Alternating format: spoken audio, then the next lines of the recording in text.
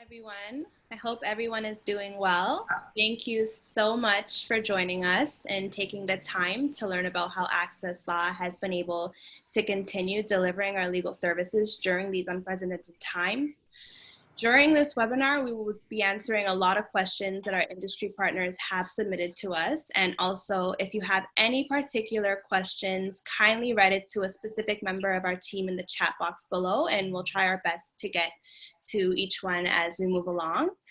Please note that this webinar is muted. So except for the 7 employees of Axess Law who will be hosting, we do encourage you to engage. However, please just put your question in the chat box and we'll try our best to get to as many as we can.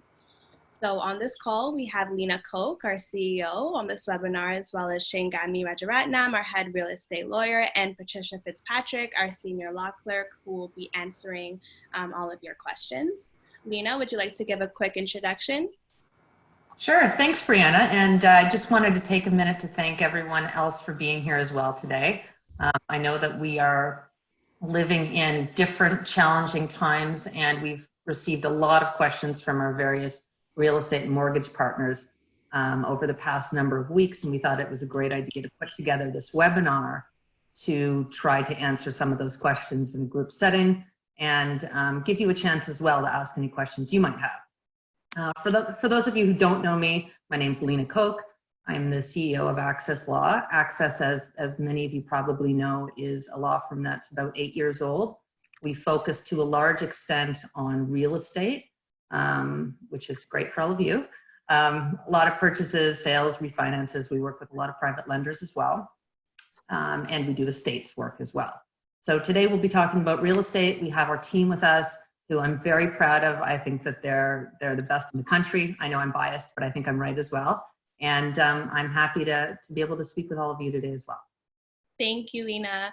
Shangs, would you like to introduce yourself? Yes. Hello, everyone. My name is Shangami Rajaratnam, but most of you may know me actually as Shangs. I've been with Axess Law since 2016 and have been involved in the real estate department since the beginning. So yeah, I'm sure I've spoken to some of you. If ever you need anything, please feel free to reach out to me. I'm more than available to anybody. And I'll pass it over to Trish now. Hi everyone, my name is Patricia. I'm one of the senior real estate law clerks here at Axess Law. I've been a real estate law clerk since 2008.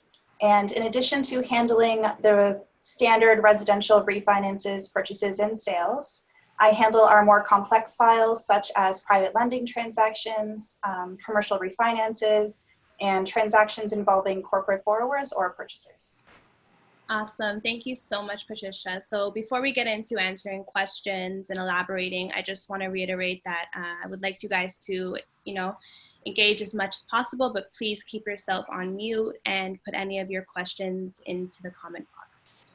All right, so we've collected a number of questions like I had mentioned before, and they're usually revolving around how closings are being done with these current circumstances and how we're mitigating risks. The biggest question that we've gotten so far is, how are you closing transactions right now without physically being with the client or meeting them? So Lena, would you like to give us some more insight on this? Sure, I'd be happy to. Before I sort of jump into answering that question, I wanted to give a little shout out to the rest of our business development team as well. Who I don't know if you've had a chance to say hi, but we have with us Alon Hollander, Cheyenne Najafi, Sam Galanis, and Brianna yourselves. I know you guys are too humble to sort of give your own intros in depth, but this is the team that really ensures that our partners are well taken care of and that we have seamless communication between us. And if there ever isn't, for any reason, these are also the people that you would normally reach out to. So wanted to just also thank you guys for what a great job you've been doing during all of this craziness over the last month or so before we jump into this, okay? So with regards to your question, we are absolutely still running in full gear, full speed ahead.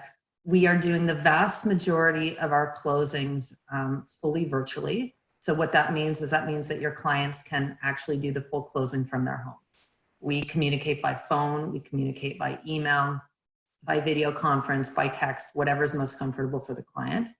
The way that a transaction would proceed typically would be we would send the client any documents that they require by email. We would also receive documentation that way. All communication during the file would be done again as per their request, email, phone, text, whatever they need, until the sign up. And the sign up we can typically do completely virtually as well. That's now being permitted by both the Law Society as well as the Attorney General's office. So that what that means is that legally we can have all documents signed virtually in soft copy. We have a pretty extensive technological setup that allows for that. Now, saying that, we do sometimes have lenders that ask that we provide them with hard copies of documents, wet ink signatures, that type of thing. And we understand that for some lenders, that is still a requirement.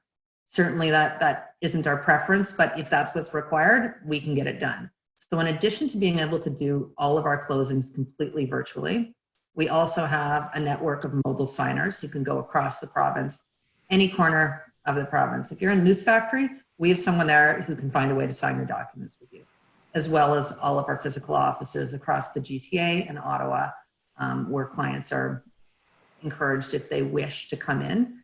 We found that, you know, there are still some clients that are just not as, I'm not going to say tech savvy, but let's say comfortable with technology, and they really want to see a lawyer face to face. In those cases, we do have our offices set up so that they can come in, and we have, you know, full plexiglass shields, masks, gloves, everything that is important these days for those cases. For, you know, the other 90-odd% of people who would like to do things without leaving their home for health and safety reasons right now, absolutely, we can get that done. And what's really nice about that is that allows us to do very quick closing. So quick turnarounds. I think Patricia will probably speak a little bit more to that later on about how they're the technicalities of how they're getting things done so quickly right now. But it's working well, better than we expected. It's unfortunate that it's something like, you know, coronavirus that's led to these types of changes in the industry, but we're happy to embrace them, and we're happy to move forward and not look back and keep sort of just pushing ahead. Awesome. Thank you so much, Lena. So our next question, Patricia, I'll let you get into it. How quickly can you expect to close a transaction during these times? Almost all of our transactions have actually been closing on time, either when they are currently scheduled or in accordance with the agreement of purchase and sale. And like Lena had mentioned, in certain circumstances, it's actually been closing faster than you would normally expect. For example, I had a transaction where the existing lender's balance due date, the term ended on Tuesday, so yesterday, and we didn't receive the mortgage instructions from the private lender solicitor until late in the day on Monday. We were still able to have the client do a virtual sign up that night at 7 p.m. We provided everything to the lender's lawyer the next morning by 11. And the transaction was closed, the existing lender was paid out, and the client and the broker both had their money by 5 o'clock yesterday. So that wouldn't have been possible if we weren't able to do a virtual sign up. So it has impacted the industry that way, but it's almost, I hate to say it, but it's been a good thing in some circumstances. As long as the existing lenders and the other lawyers are working together, it's amazing how quickly these kind of things can go and how smooth the process has been. Awesome. Thank you so much, Patricia. Another common question that we've been getting is, can a buyer cancel a deal due to COVID-19? Shangs, would you like to give us more of a background on this question? Yes.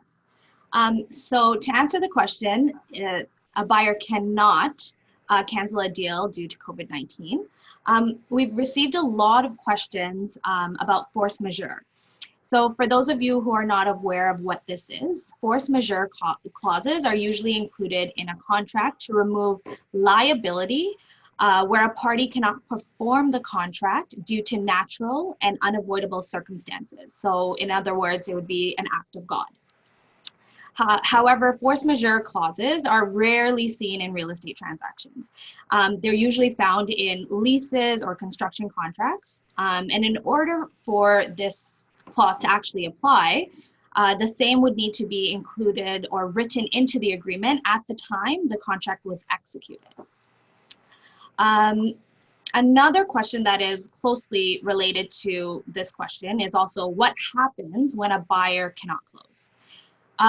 So the best thing to do in this situation is basically so that we all work together in finding a solution. And by we, I mean lawyers, real estate agents, mortgage brokers, sellers, and buyers. It's in all of our best interest that we work together in coming up with an amicable solution. When we, as a law firm, represent the buyer who is unable to close their deal, our first step would be to ask for a formal extension. If the client is having a hard time obtaining a mortgage due to loss of employment, especially given during these times, a lot of people are being temporarily laid off, we would probably suggest an adjustment to the purchase price as a possible solution in getting the deal closed. When proposing any of these ideas or solutions, we hope that the seller's lawyer also advises his or her client to act on compassionate grounds and to have his or her client work with buyers in coming up with a reasonable solution. Similarly, when we actually act for the seller, we would advise our clients that if an extension is requested, we would work with the buyers and their lawyers to help facilitate a smooth closing. It's important during these times that all parties keep an open line of communication. Being transparent and flexible, it really helps ensure that the deal closes. Awesome. Thank you so much, Shangs. Patricia, how are funds as well as keys being exchanged on closing? So like most firms that are still operating or businesses, our offices, our physical offices are either closed or they're operating on reduced staff and hours. And that includes our accounting department. So our bookkeepers are working from home. And as such, most of the funds are being transferred by wire transfer, sometimes by electronic funds transfers. And we've even had circumstances where we've transferred funds by e-transfer. There are rare circumstances in cases where we have had to get certified checks, where our bookkeepers have had to leave and go to the bank and get the certified check and send it back over to the other lawyer.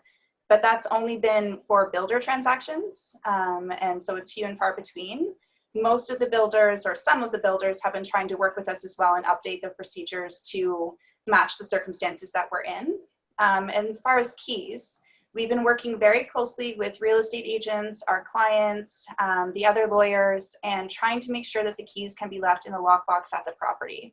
I would say about 90% of the time, the buyers have been able to just go straight to the property and get the keys from the lockbox, and we provide them with the key or the code for it. Sometimes we've had to have real estate agents do an exchange ahead of time and then meet with the buyers to exchange the keys in person. But most lawyers have been accommodating and working with us to make sure that the lockbox is left at the property. Awesome. Thank you so much, Patricia. Lena, have you noticed any big differences in your day-to-day practice during this time? Oh my goodness, yes, tons. I think everybody can probably say the same as me. I mean, other than trying to work from home with a 2-year-old, which is unique to say the least. And I actually know you can relate, and Trish, you can relate to that. I think we all have 2 or 3-year-olds. It certainly made everybody else seem a lot less demanding working from home with a 2-year-old. But other than that, it's been really, really nice in a lot of ways. I think certainly at the beginning, it's been very challenging. But what's been great about it is how cooperative everyone's been. And I mean everyone. So that's been other solicitors, builders to a large extent, certainly our clients, our real estate mortgage partners as well. We had, I think, last Friday, one of our transactions, Brianna, you're actually probably aware of this, wasn't going to close because we couldn't get a check couriered across the city in time. And the other solicitor, was just so wonderfully cooperative. He jumped in his car from Ajax and drove all the way over to Brampton because he wanted the deal to close on time. I mean, I hope that client paid him a lot of money. I just thought it was such a wonderful example of how everybody's kind of working together to get things. Nobody had a roadmap for this. Nobody knew this was coming. And I found that, the Attorney General's office, the Law Society, most lawyers are really, even if they're not technically inclined, they're really stepping up and just saying, what can I do? How can we work together to get these deals closed?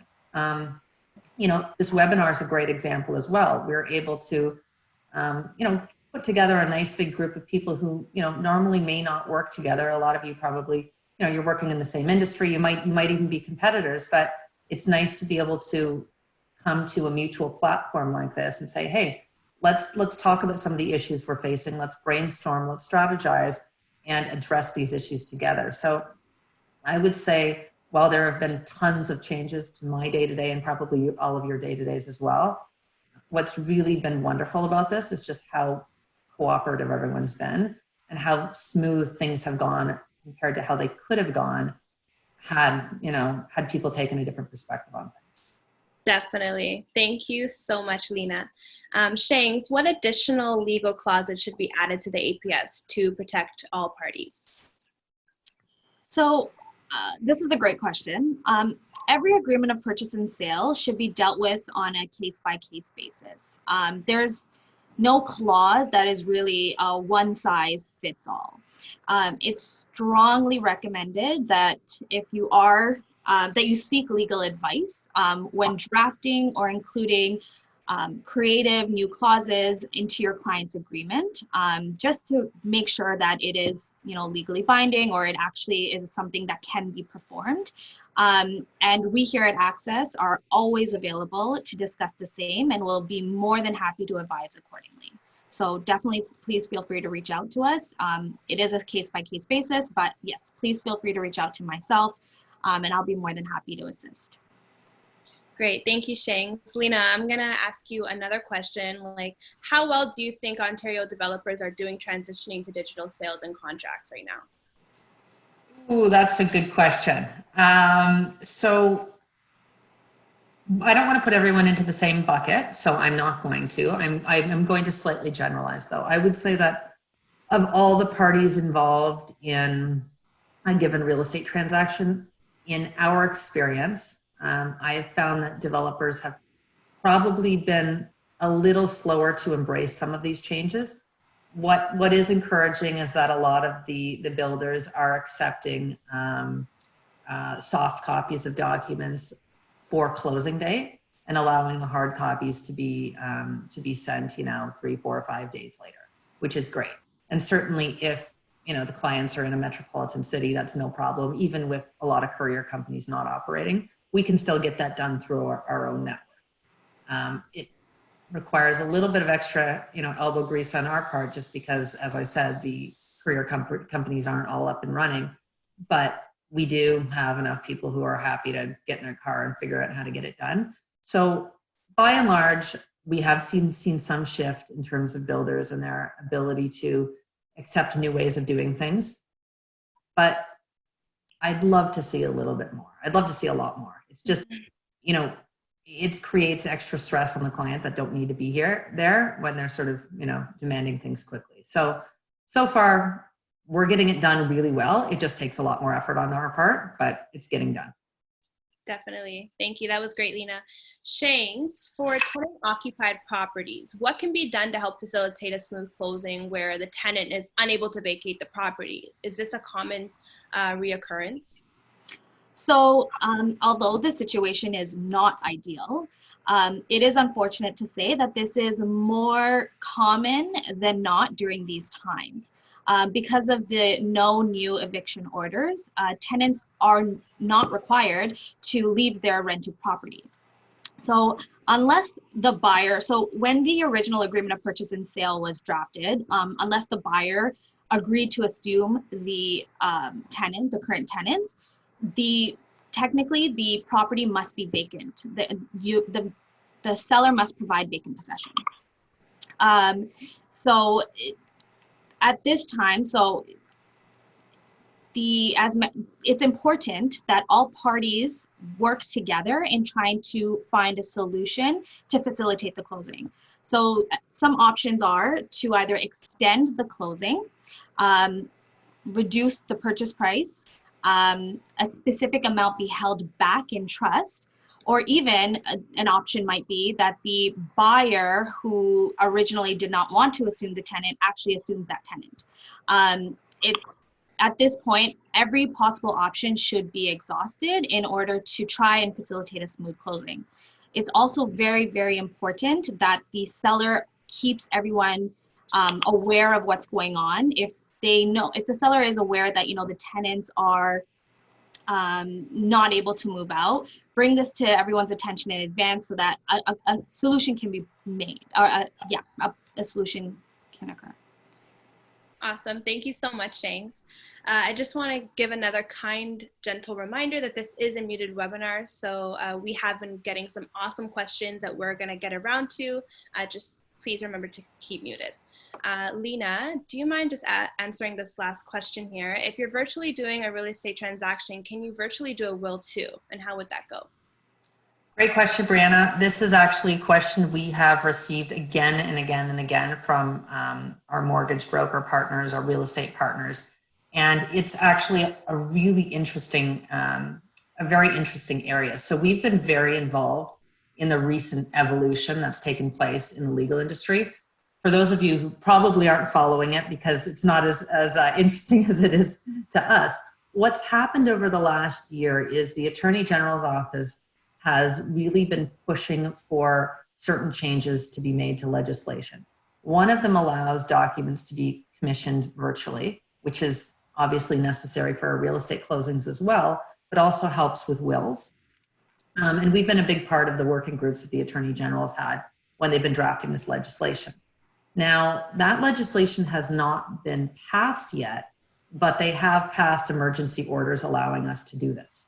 So right now, as it stands, we are permitted to meet with a client online, do a full will consultation with them, draft their documents, and we are set up actually in a very unique way so we can do everything in 60 minutes. So for example, Alon, if you were the client and I was the lawyer, as you know, I could meet with you virtually like this, go through all of your instructions, draft your will on the spot because we have, software that allows us to draft and go through your specific circumstances quite quickly and have the document to you in your hands by the end of our call.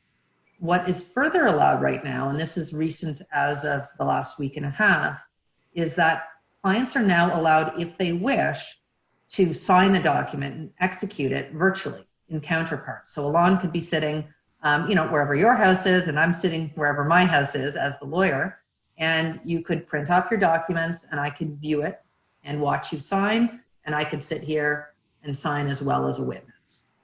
We'd have to have another witness, which we're set up to do as well. But the sort of the big answer is it's really nice because the entire will process can be done virtually. There are a lot of people who are sitting at home saying, I've been putting off doing my will for the last, 10, 15, 20 years. Trust me, we all do it. I put mine off myself for a long time, probably longer than I should have. But now they have the time to do it and they're really making use of it. So we're 20 or 30 of these wills a day right now. We're doing a lot, and a lot of them are for our real estate mortgage partners as well. We have, we give them, I think, a little 10% off or something like that. So a lot of our real estate mortgage partners take advantage of this and say, you know what, that will I've been meaning to do, let's just get it done right now. So the entire process is able to be done virtually, which is great. And it's probably quicker sometimes than doing it in person. I find that when you meet virtually like this, you tend to kind of, there's not as much small talk. You get right down to business. So yeah, it's been a really nice thing. It's been a nice change, and we found people across the province taking advantage of it. Brianna, I know that this was the last sort of formal question that we were going to ask that was sent in advance. We do have a bunch of questions in the chat that have come in, and with your permission, can I take over for a few minutes and maybe just address them? I'm happy to have you do it as well, but I can see a few here already that I can answer quite quickly, and I can sort of toss a couple to Shangs and Patricia as well. You're okay with that? Yes, go right ahead. Okay, wonderful. I'm probably not going to go through these in exact order, but we're going to get to as many as we can. Feel free to send more in as well. We have a bit of time here. So first one I see here is, how are we validating borrowers' identities virtually? That's a great question. I can answer that. I know, Patricia, you actually do this every day. Do you want to take a crack at answering that for everyone? Sure, yeah, absolutely. So the Law Society put in new rules where we're allowed to verify the client's identity without ever having met them face to face. If they're an existing client, we can use their existing ID as long as they're valid, so we don't even have to go through the virtual process with that, other than to sign the documents. But for new clients, what we do is ask our clients to email us their 2 pieces of ID, front and back, ahead of time, so we can review them, can make sure to ourselves that they appear to be valid. And then when we do the virtual sign up, we ask the client to show the same 2 pieces of ID, and the lawyer has to establish that the person in the ID and the person that we are virtually meeting with are one and the same. And as long as we can do that and we're reasonably satisfied that they are one and the same and the IDs are valid, then that's considered proper verification in accordance with the Law Society's rules. So that's a great response, Trish. I'm just going to add to that a little bit. We have a couple of kind of unique things that we're doing that I don't think any other law firms are doing as well. And it goes above and beyond what's required. And I don't know if any of you know this might be helpful for a lot of you as well.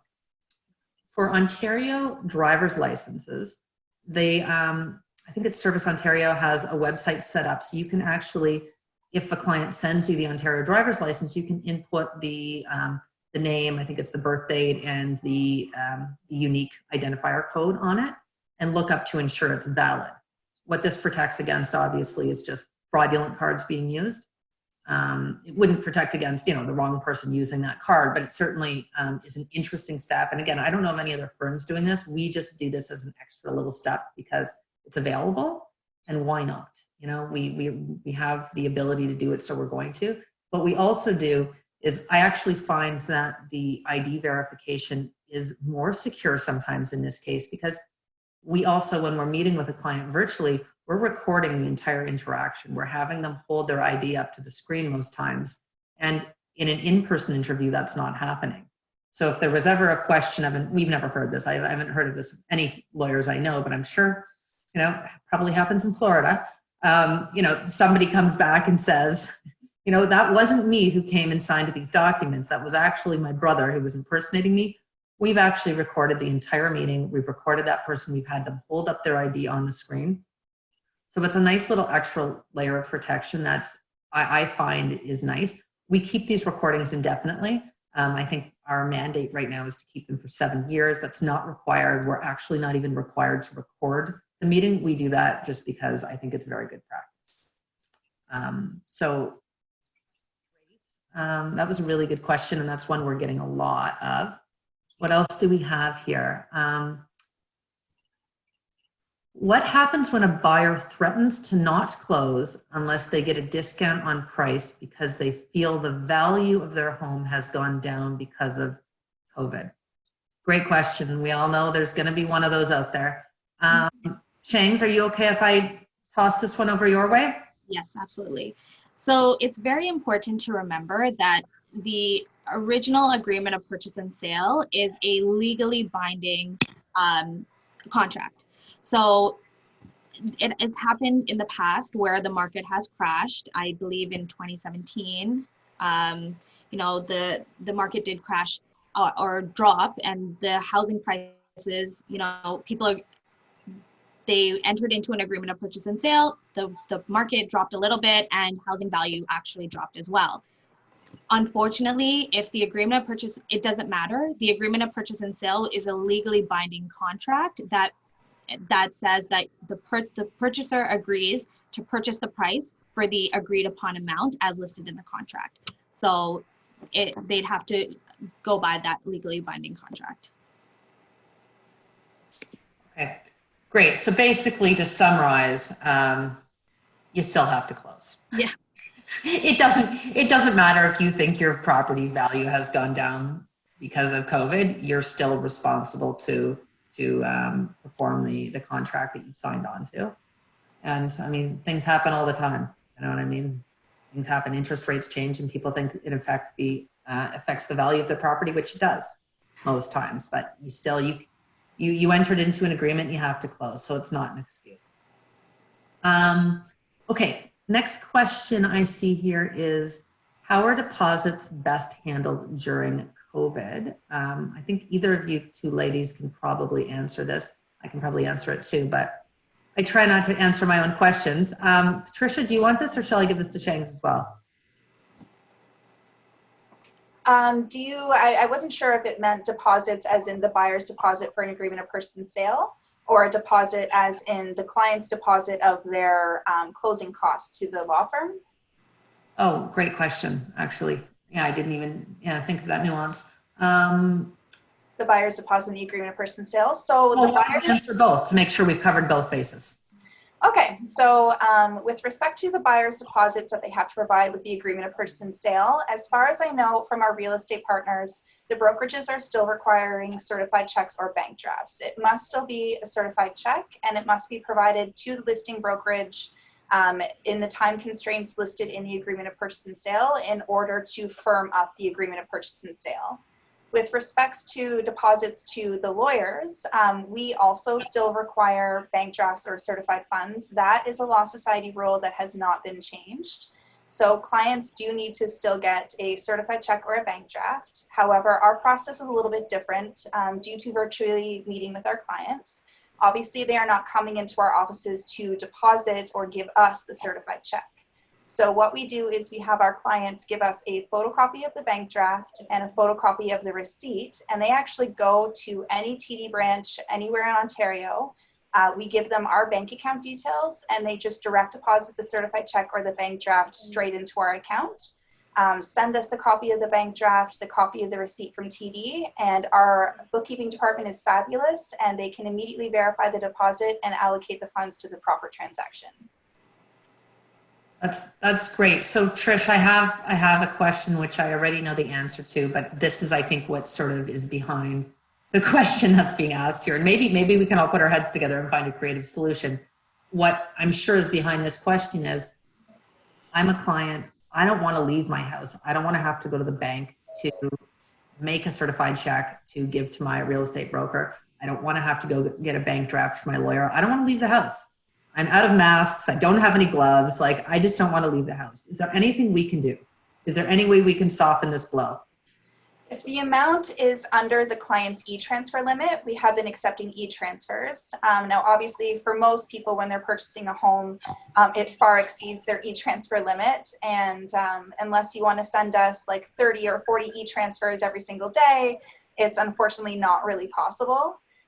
If we do get the funds sorted out ahead of time, meaning we have the mortgage instructions and the seller's statement of adjustments, and we know exactly how much the buyers need to bring in ahead of time, I have to check with Shangs on this one, but I believe we might be able to tell the client that they can wire the funds into our account, but they might have to be held for a couple days while we verify the wire. I'll pass that over to Shangs. Yes, so we definitely can accept wire transfers.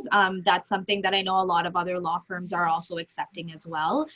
Given the current situation, people don't want to go outside, and that's completely understandable. We just want to make sure that there's no hold on that wire, right? So sometimes we've actually been dealing with a lot of wire transfers from other lawyers. And sometimes our bank does hold it and it holds up the transaction, and sometimes we're not able to close a deal. Like, we'll close the deal at the last second, which is still not ideal, but at least we get the job done. But because wires are, there may be a hold on it, it is strongly advisable that the funds be deposited into our account at least 1 or 2 business days in advance, to avoid any issues on final closing. Great. We're getting a lot of questions in here, so I'm trying to find a few more here that we can kind of quickly answer. Here's an interesting one that actually we haven't been faced with yet. What would you recommend to do if the clients didn't want to share their valid photo ID for listing agreement or buyer agency agreement? So I assume that is referring to the fact that they wouldn't share it with the real estate salesperson or broker, but would share it with us. I know what we would do, so I'm going to start by just answering what we would do. If they don't share it with us, we would ask for different types of ID. If they would not share it virtually because they had some sort of, trust issue with, emailing in a copy of their ID or whatnot, no problem. You can visit any one of our offices and show your ID, or we can even send someone to your home to do that. In terms of, if I'm reading this correctly, what should you do if you're, let's say, a real estate salesperson or broker, if the client don't want to share their valid photo ID for a listing agreement or buyer agency agreement? I've never encountered that. Shangs, I'm happy to hear your thought on this, but I know that you absolutely have an obligation to verify their identity. So if they're unwilling to share valid ID, I don't know that you could represent them in the matter. Shangs? Yeah, I agree. Is there any sort of creative loophole here? I mean, what I would do practically is I would canvass every single type of ID they might have, find out the reason for their discomfort, Exactly. Yeah. and find, is there a creative solution? Exactly. And just reassure There's them. fraud. And Sorry, just reassure them that, it's the reason why you need the ID in order to, the reason why a lot of the times clients just want a reason as to why things are needed. If you provide a proper answer and you just let them know that, it's secure, this is the reason why, I'm sure that they should be reasonable enough to, proceed with providing you with that documentation. I've had, Exactly. oh, sorry, Lena. I've had a couple clients that had the same concerns as well about emailing me their identification ahead of time. And what I've done and suggested to them is to encrypt the PDF and put a very strong password on it. So, and then just let me know what the password is in a separate email. So they'll send one email with the identification in a PDF form that is encrypted and has a very strong, their own made up password on it. And then when I receive it on my end, I'm able to download it, put in the password that they advise me, and convert it to a PDF on my end to upload to their file. So there are ways that you can try to work with the clients and find a solution that they're comfortable with that still satisfies your obligations. That's great, Trish. So yeah, I mean, in my mind, there are really only two reasons why someone is not going to give you their ID. The first reason is a good one to be able to assess at the beginning. It's that there actually is, in which case, great, let's screen these people out immediately. The second reason, which I think is probably the one that's the case 99% of the time, is just a security concern. So, as Trish mentioned, I would really just try to be creative as much as possible, even if that, requires getting in the car, putting on a mask and gloves right now and going over to their house and, having them hold their ID like this from their porch step, take a picture of them, have them put it on the ground, go inside, you go up, take a picture of it. Not an awesome way to have to deal with it, but that's probably you have to resort to things like that. And, we've done things like that as well. So great question. 1 second here. What else do we have here?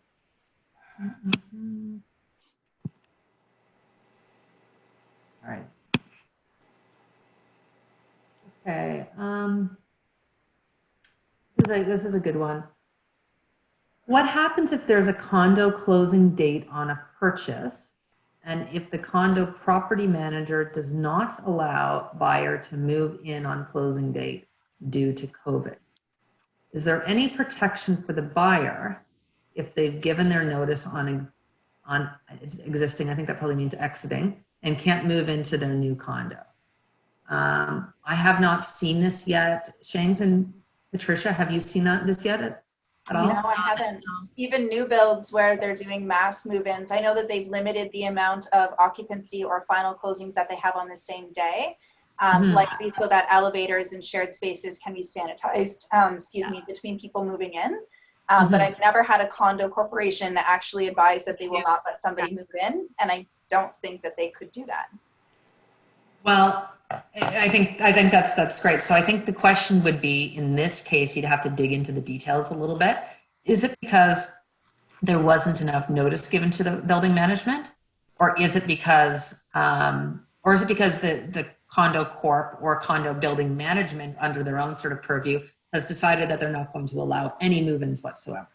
So a couple of things. First thing is that there's a reason that storage and moving companies are still considered essential services in Ontario. It's because the provincial government has made a decision that regardless of what's going on, people are still going to have to move for whatever reason, whether they've entered into an agreement, whatever the reason is, people are still going to have to move. It might not be ideal, but they're going to have to move. Look, I had to move myself during this. We moved just 2 weeks ago, and it's not fun, but you make it work.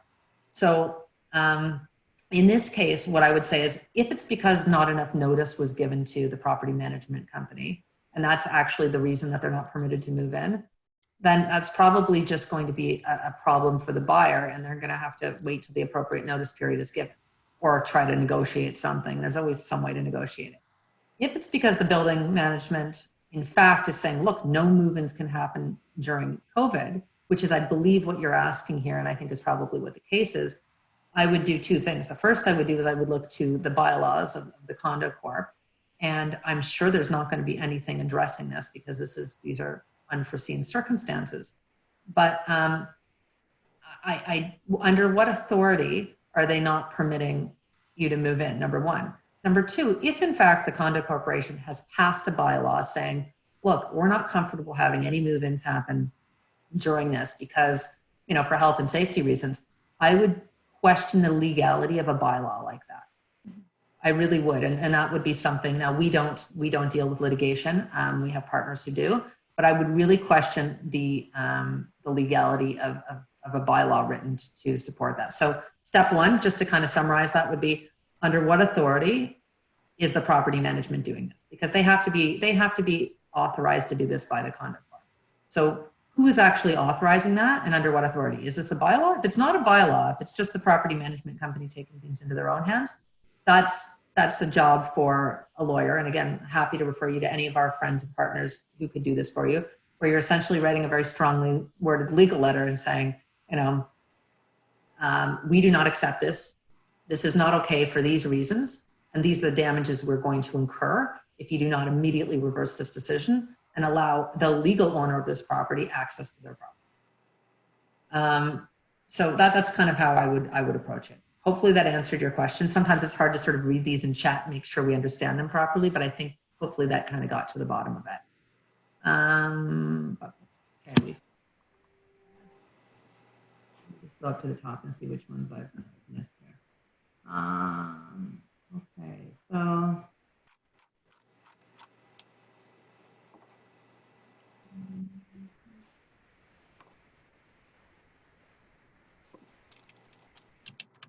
okay, Patricia, thank you for sending the link to verify driver's licenses. So for anyone interested in seeing that, take a look at the chat. It's a really neat service.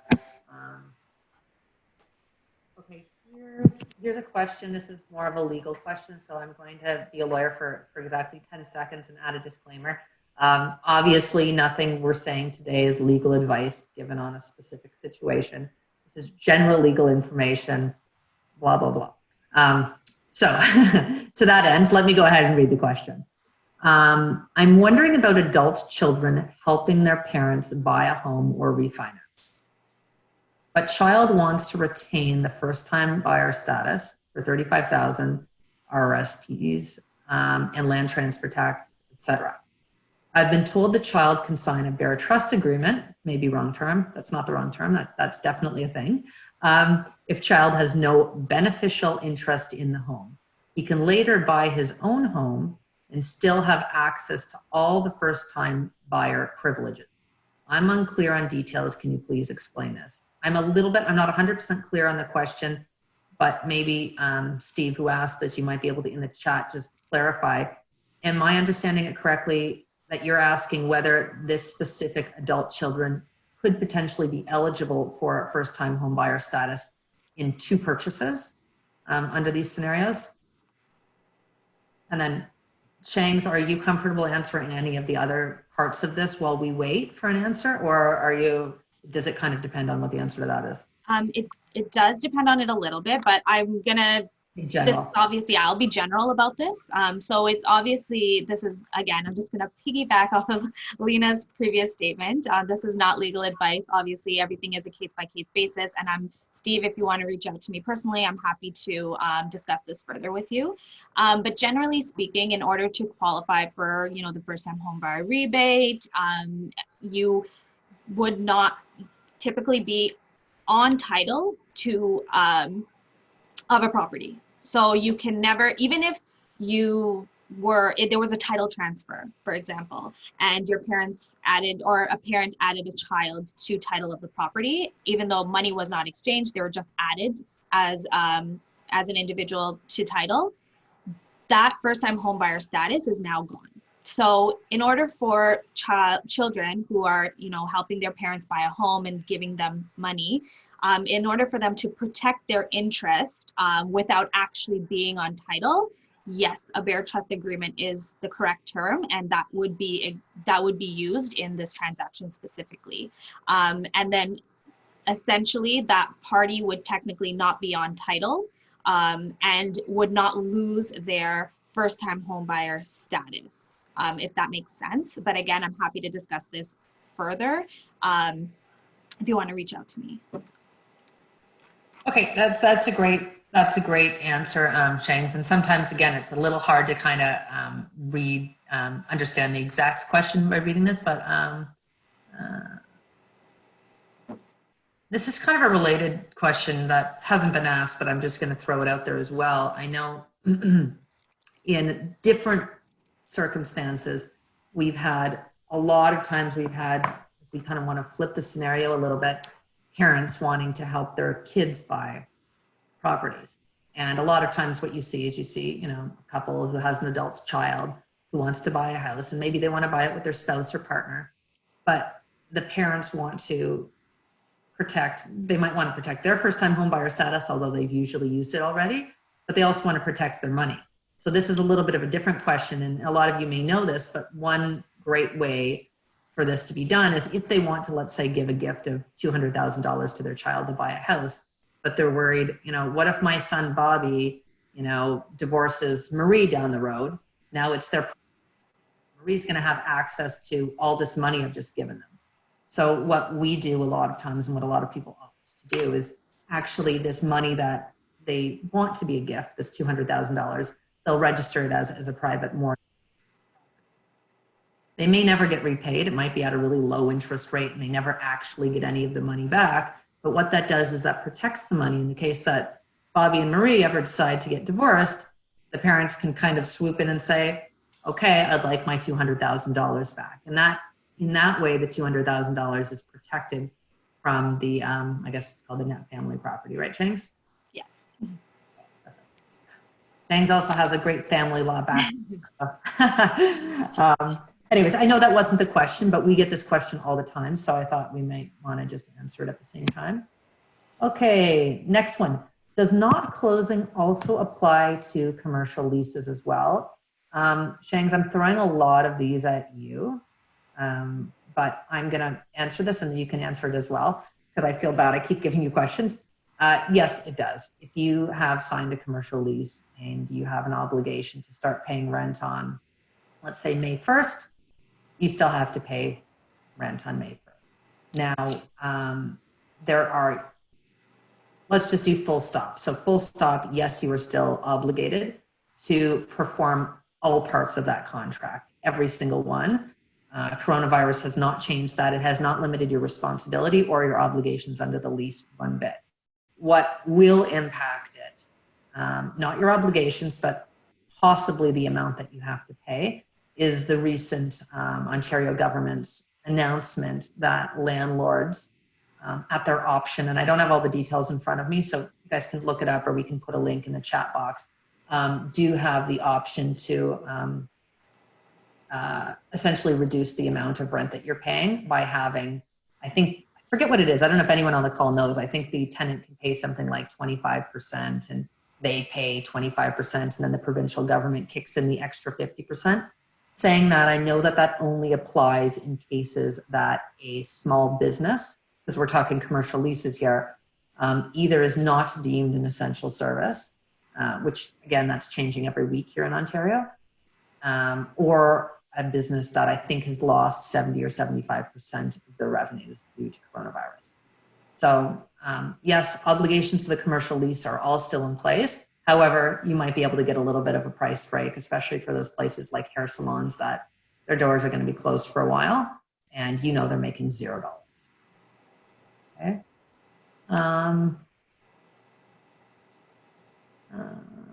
see if I got them all here.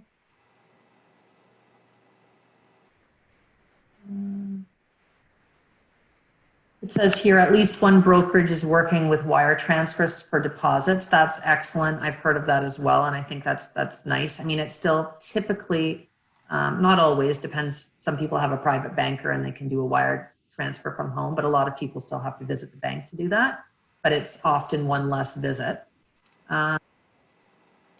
Why can client not be able to e-transfer? What about wire money, the money to the lawyer? Patricia, do you want to take a quick crack at that? Yeah, I think that was actually in response to when we were discussing how the clients are able to give deposits previously. And we confirmed that, yep, they are able to wire the transfer to their lawyer. They just should do it at least a couple business days before the closing date, just in case either by the beneficiary bank or by the sender's bank, the funds get held for any reason. Yeah.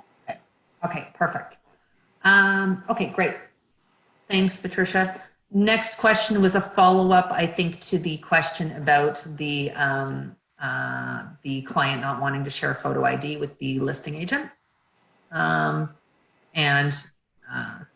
If the property is under a company name, is article of corporation sufficient to replace ID requirements for the listing agreement, or the valid photo ID is a must? Now, I know some of the ID for people who are listed as real estate salespeople or brokers are overseen, I think, by RICO. So I'm not completely familiar of all of your requirements. I know what our requirements are. So, and I think yours are probably as strong as ours. So I know Patricia or Shangs, either one of you can answer this probably. So for corporations, when we have corporations doing business with us as clients, I know Trish, you deal with these all the time, and they just want to send you the articles of incorporation without any of the directors' photo ID. What do we do? We cannot take instructions from a corporation unless we have two pieces of ID, valid identification that's been properly verified from the person from the corporation that's giving us instructions. We also have to pull the corporation profile report to make sure that the person that's giving us instructions is a properly deemed officer or director of the corporation. And we would also have to get a resolution prepared as part of the sign-up process later to just make sure that they have the signing authority for the corporation. So in short, no, the Articles of Incorporation does not replace the need for proper ID. You still need to get identification from the person giving you instructions. Okay, perfect. That's great. And just to sort of follow up on that, Trish, that was a great answer. The reason for that, if you kind of, and I'm sure that your requirements are the same. The reason for that is anyone can really go and get articles of corporation for another company, and they can find these documents, and that would allow a lot of fraud to happen if they don't actually require the ID of one of the directors or two of the directors, whatever the case might be, in addition to these articles. So we don't just need articles, we need the person who's behind it as well.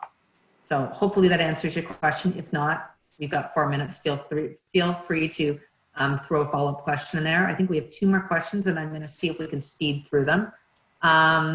Okay, I put 1% on my kid's property on their purchase to secure a mortgage. So it looks like you helped them buy, you helped them qualify for the mortgage. You're a 1% owner now because you needed to be on title. Now you'd like to be off the title. How does that work, or would I get nailed for capital gains? Awesome question. Shangs, are you going to kill me if I get that question? No. You only have 3 minutes. So in regards to the capital gains, I strongly suggest that you reach out to an accountant as well. Just to piggyback off of that, capital gains, if you are on title or you own a property that's not your principal residence at the time that it's sold, or your interest in the property is dissolved, capital gains is typically applicable. I wouldn't be able to go in too much into that, so I do suggest that you reach out to your accountant about that, or even a tax lawyer. Just to clarify, if you're 1% on the property, if it was to secure a mortgage, in order to come off of it, the your child, that's 99%, would actually have to refinance the property to have a new mortgage put on, removing you also as well from the original mortgage that was registered in both of your names. So Shangs, that's great. And I can actually jump in here too, because I dealt with a lot of tax law over the years. Exactly as Shang said, I'm going to just speak freely about it. If it's not your primary residence and you own 1% and you're now hoping to take yourself off, you will have to pay capital gains, but it's not going to be a lot because it's only on 1% of that property. So it's really not going to be that much. I mean, unless the property went from, you know, having a $1 valuation to $1 million, then lucky you, pay the tax and be happy. But that's typically not the case. It's not going to be that much. So yes, what Shangs did say is that because there's a mortgage on the property, if in fact the mortgage is still on the property, you'd either have to get permission from the bank to have yourself removed from title, because remember, you were on title for security, and sometimes they're going to require a refinance or something. So the bank would have to, if the mortgage is still there, would have to be in on this to see if they're okay as well. Okay, I know that we do have questions that have come in here, and we're happy to answer it, but we are out of time. So what I would say is we will copy down any have here in the chat and circulate them to anyone who is on the call and is interested. And if you have any further questions after this, please do feel free to reach out. Brianna, did I just steal your thunder there? No, I was just going to say the same thing. Feel free to send any questions that are unanswered on this webinar to partners@axsslaw.com. We will definitely get back to you if you email us there. Thank you so much for engaging and being here with us on this webinar. We hope to do business with you if we haven't already. We appreciate you listening and tuning in. And yeah, I hope everyone stays safe. And we'll talk to you very, very soon. Thank you, Brianna. Stay safe, everyone. Take care. Guys. Bye.